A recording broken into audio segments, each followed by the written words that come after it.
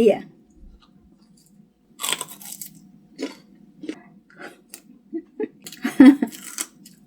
দেবো। হ্যালো সবাই, কেমন আছেন? আমি কল্পনা, সাউথ কোরিয়া থেকে। আজকের মকপাং রুটি, উস্তা ভাজি, ডাল, ভাত, ঝাল মরিচ, সাথে কিন্তু ডিম ছিল। আমি ডিমের কথা বলতে ভুলে গেছি। ডিপের 2টা রুটি ভাজা করলাম, রুটির সাইজ দেখেন না। তারপরে উস্তা ভাজি করছি, আপনাদের অনেকেরই পছন্দ হবে না পেঁয়াজ রসুন ছাড়া, একেবারে নর্মালভাবে উস্তা ভাজা করা। এই উস্তা ভাজি অনেকের ঘরে কেউ খাইয়াও দেখবে না, ছুঁয়াও দেখবে না। উস্তাগুলো দেখতে একেবারে শোলার মতো। আমাদের দেশের উস্তাগুলো কত সুন্দর। আমি উস্তার বীজ আনছিলাম, জানে, সেই উস্তা ক্যারাড্ডা ছোটো ছোটো ছোটো ছোটো উস্তা হয়েছিল গত বছর। আয় রে, সেই উস্তার কাহিনী আর কী বলবো। এই উস্তাগুলো কিন্তু আমি হাট বাজার থেকে কিনে নিয়ে আসি। তো আজকের খাবারে কী কী ছিল দেখেন দিনে, রুটি, ভাত, উস্তা ভাজা, ডাল, একটা ডিম পোস, ঝালমরিচ, কী বাদ পড়ছে বলেন দিনে? আমি কি সব কিছুর নাম বলছি? আজকের মকপাং রাতের মানে বিশেষ মকপাং আমার। এই রুটির চেহারা দেখেন না ভাই, রুটি তারপরও যে কি মজা, মানে ভাতের সাথে যদি রুটি থাকে আমার, তাহলে তো আমার সেই দিন ভালো দিন। আজকের এই খাবার কেমন বলেন তো? এই যে মরিচ, ভাত, ওয়াও! আজকের এই খাবার আপনাদের দুলাভাই আমাকে এরকম রুটি দিয়া, উস্তা দিয়া,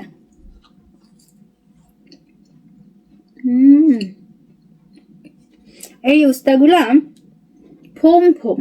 আমাদের দেশের উস্তা কত মজার, কত মজার উস্তা। আমি গত বছর যখন দেশে গেছিলাম, আমরা একটা রেস্টুরেন্টে খাইতে গেছি, তো ওইখানে উস্তা ভাজি দিছিল।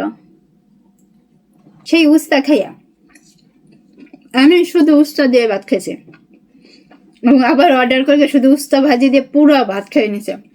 কতগুলো ভাত খেয়েছি। আমার মনে হয় ওরা শুধু আমার দিকে তাকাইছিলাম। খাবারের সময় মানুষের মুখ নানানভাবে আকৃতি নেয়। কেউ সুন্দরভাবে খায়, কেউ আমার মতো ওভাবে খায়।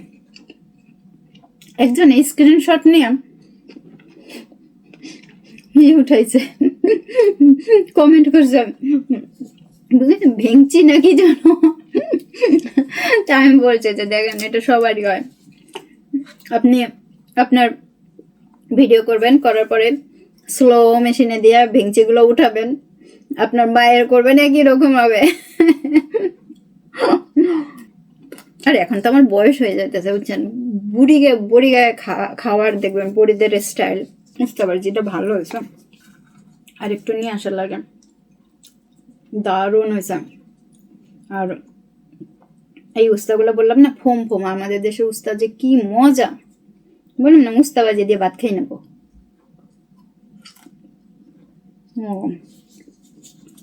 আর রুটির তো কোনো সাইজ নেই, আমার মতো বেসাইজ। ওই পাশে ডিম ভাজা আছে, অনেকদিন পর ডিম ভাজা করছি আবার, দারুণ। আর এই পাশে ডাল, ঝালমরিচ আছে। মানে আজকের খাবারটা আমার কাছে সেই লেভেলের।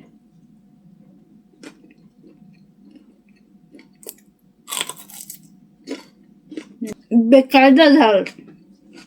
যারা কয় যে ঝাল নাই, তাদের পিছনে তুমি মনে হয় পিছনে একটা মাত্র ঘষা দিই না। আমি আবার ওই ঝাল খাবো না, সেই মরিচ খাবো না।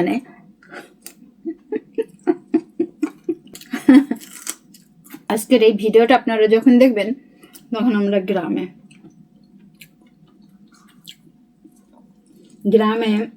বহুত কাজ করতেছি। মানে একটা বিরাট কাজের ভিতরে আমরা।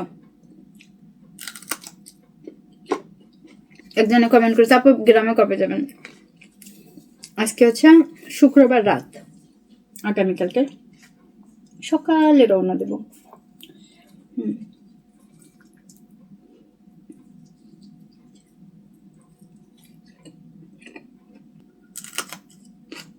দেশের জন্য মন কান্দা। আপনাদের দুলাভাই আমার বাবা, তুমি কেন গ্রামের ভিতরে করতেছো?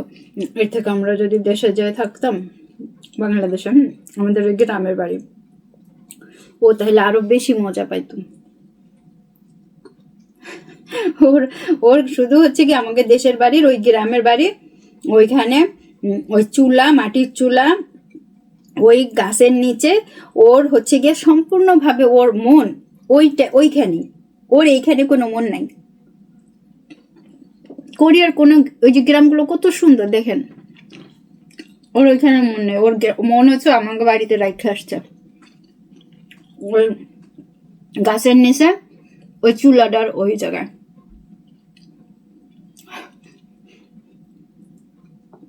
একটা আপু কমেন্ট করেছেন যে আপু থাকার জায়গা না থাকলেও ইদানিং ঘর বাড়ি সবকিছু পাওয়া যায়।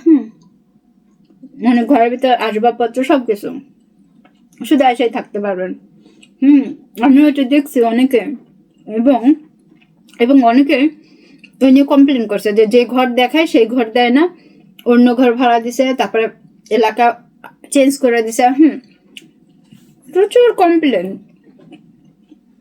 এবং বড় বড় ইউটিউবাররাই, ব্লগাররাই এই কমপ্লেন গুলো করছে। আত্মীয় স্বজন, পরিচিতি অনেক বেশি, আর আমার তো কেউ না, মানে আমার তো ঠকাই দেবে একেবারে রাস্তার উপাতা, যে বাইরে যে তুই কবে বুকিং দিছিস। তারপরে কথা হচ্ছে এইবার আমার গতবারে যে আমরা তো ঢাকা থেকে কি বিপদে পড়ছিলাম ওই যে উবারে। আমি ওই উবারের ভয়ঙ্কর অভিজ্ঞতা আমি কখনো বলবো না। ও মা,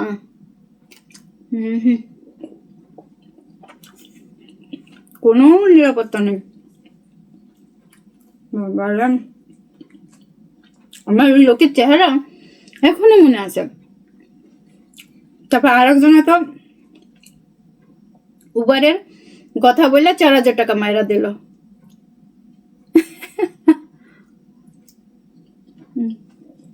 রুটি থাকলে আমার নাকি ভালো খাওয়া হয়। গতকালকে বেসাইজ রুটি বানাইছি অনেক। এই রুটিটা একটু রাখি। এই হচ্ছে ডাল, ডালটা দেখেন, কোথাও রাখবো না, এটা যেখানে রাখবো সেখানে দাগ হবে। আমি কিন্তু লবণ নিয়ে আসি নাই, কাঁচা লবণ। ওইখান থেকে কেউ একটু ছুঁড়ে মারেন তো লবণটা। ডাল ভাত,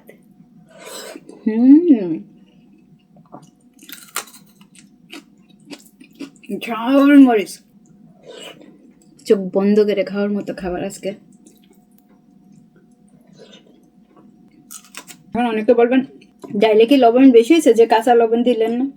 না, ভাত তো লবণ একটুখানি দিলে সুন্দর হয়। তা আমি বললাম না, কাঁচা লবণ খাওয়া কমাই দিছি, আমি খুব ভালো হয়ে গেছি, চা খাওয়া বাদ দিয়ে দেবো।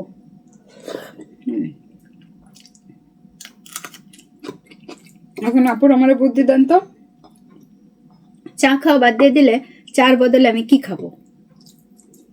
যে জিনিস খাইলে পরে আমার ওই চায়ের নেশাটা বন্ধ হয়ে যাবে। আমি দিনে সারাদিন চা খাই আর বিস্কুট খাই, এই নেশাটা আমার বন্ধ করা উচিত।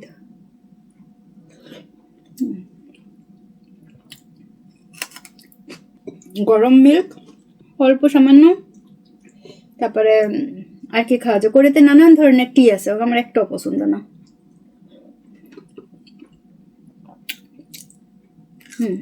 অনেক জাল, খাইতে পারতেছি না।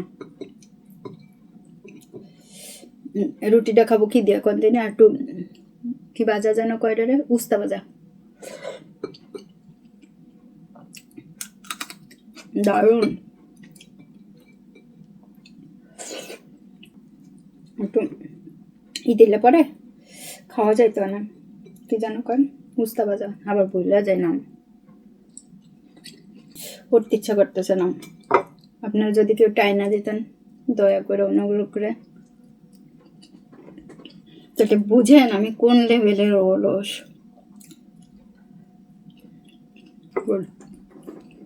আজকে খাবার এই পর্যন্ত।